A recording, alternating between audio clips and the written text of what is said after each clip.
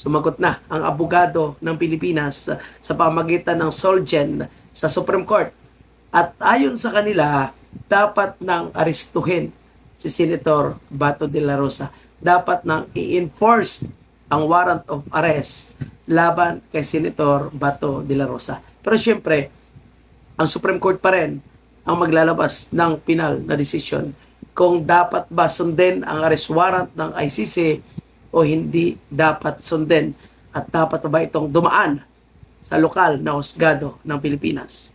Ayon dito sa Office of the Solicitor General, inuutusan nila ang Supreme Court na i-deny yung manifestation with omnibus motion and extremely urgent supplemental manifestation with motion ni Senator Bato de la Rosa.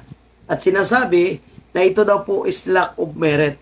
Kumbaga, wala naman daw po itong sapat na basihan, itong manifestation, itong hinihiling na motion ni Senator Bato de la Rosa na nagki-question nga sa legalidad ng arrest warrant ng ICC. Alam naman natin mga kababayan na tayo po ay hindi na miyembro ng ICC. At hindi naman siguro pwede na gano'n na lang kadali na isuko ang kapwa nating Pilipino sa bansang dayuhan. So ano pa ba yung maaasahan natin sa Solicitor General? Of course, mga kababayan po natin, yung Solicitor General, wala na tayong maasahan. Kasi ito nga, abogado ni Bongbong Marcos. And since si Bongbong Marcos ay gusto talagang isuko o ipakulong sa dahig ang lahat ng mga kaalyado ni President Duterte, so wala tayong maasahan. So yan talaga yung magiging sagot ng Solicitor General. Pero alam mo yung napaka-ipokrito lang nila na pagdating sa WPS sa West Philippines ang tapang nila sumigaw na atin ito, ipaglaban natin yung karapatan ng bawat Pilipino. Hindi dapat sinusuko yung ating soberenya. Hindi dapat tayo nagpapasakop sa mga dayuhan. Pero yung pag-enforce ng arrest warrant ng ICC, di po ba parang nagpapasakop po tayo sa mga dayuhan na bakit natin susundin ang kanilang kagustuhan. Samantala tayo ay hindi na nga po miyembro ng ICC dahil sa political propaganda, dahil sa political differences. Hindi nila kasi matanggap mga kababayan na talagang wala silang panalo pagdating ng 2020. Kaya parte pa rin ito sa kanilang plano na impeachment laban kay Vice President Sara. Dahil kung kaya nilang lumaban ng patas, kung kaya nilang tapatan si Vice President Sara, hindi nila ito gagawa ng kung ano-ano ang paninira, propaganda, impeachment, kung kaya nilang lumaban ng patas. Alam nila wala silang panalo dahil hinahanap pa rin ng mga tao yung tatak Duterte na sa Bishop. And since kasama nga si Senator Bato de la Rosa sa naging administrasyon ni President Duterte at naging party po ng pagpapa-implement ng war on drugs, yan po yung kanilang gusto ngayon. At ito po ang paulit-ulit nilang propaganda na ginagamit. Itong AJK na ito. Samantala, dihamak na mas maraming Pilipino ang may gusto na ibalik yung war on drugs dahil mas safe yung ating bansa kumpara sa mga nakaraang administration. O sa ngayon, Duterte administration lang yung talagang nagpatupad ng maayos na peace and order, secured ang bawat Pilipino. Maliban na lang, siyempre, itong mga addict, mga drogista at mga kriminal na laging nag-aabang sa sino mang Pilipino na pwede nilang hold upin, pwede nilang kidnapin, pwede nilang pagtripan. Ang panahon ni President Duterte na wala po yun. Kaya dapat ibalik talaga yung tapang at malasakit. At alam nyo, kung magbabasa tayo sa comment section, mga kababayan po natin, ganito.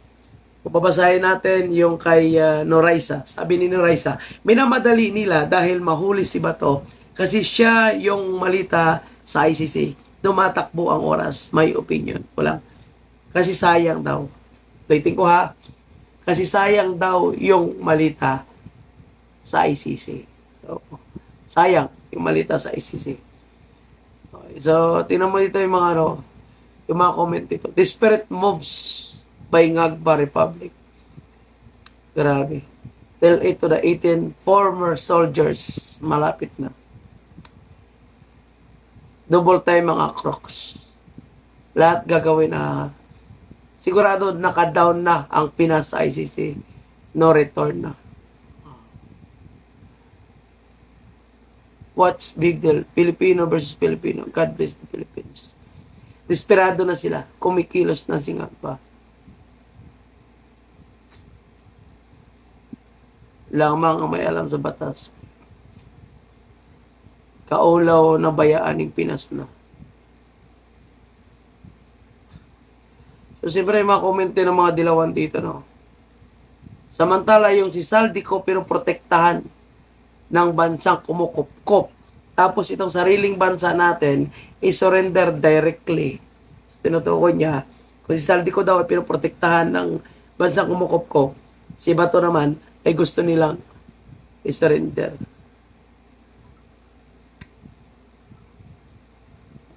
So, alam nyo, yan ang mga kababayan natin, no? Yung gobyerno natin, wala silang sariling decision ngayon. Yung gobyerno natin, mga kababayan po natin, no? Masasabi natin na gagawin nila ang lahat para lang mawala yung kanilang kalaban sa politika. So, kailangang isuko ang isang Pilipino dahil papapahiya na naman sila sa kanilang mga propaganda. Pero palagay ko, mga kababayan po natin, na mas papanigan ng Supreme Court kung ano ang tama, lalong-lalo na sa nangyayari po ng nakaraang administration. Itong mga nagrarally, hulihin si Bato, impeach Sara. Alam naman natin yung mga linya na to. Yung mga paring na nawagan, na tanggalin si Bato sa Senado, mag-resign as Senate President, si Senator Alan Peter Cayetano. Ito po is mga dilawan eh. Dilawan, komunista, NPA. And ang gobyerno natin ngayon, parang kasabot na rin nila. Kaya nakakalungkot.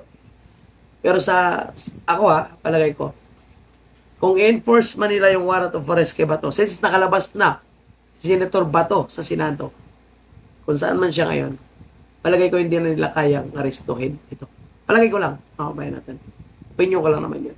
So yan na po muna, at kung ano man ang inyong opinion, ano man ang inyong comment, no, dito po sa sinasabi ng Solicitor General, bukas po yung ating comment section. Maraming salamat.